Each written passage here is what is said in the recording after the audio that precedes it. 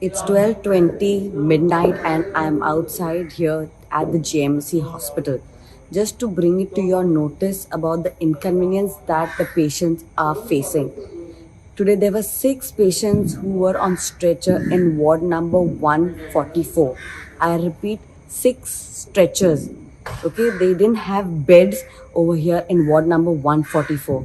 This is the inconvenience that patients are facing day in and day out. Today, I admit if there are admissions, but they should be provided beds, they should be made comfortable.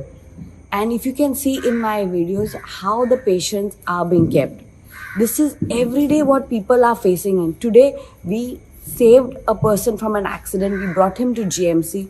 We got him treated, we made sure that he's made comfortable. And because of his pressure rising up, he couldn't be sent home and he scraped his toes.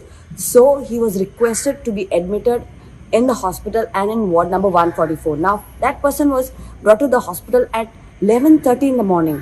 Till now, when we walked in at 11:30, he was on the stretcher in number 144. I'll keep repeating this because for you all to know that how patients are treated.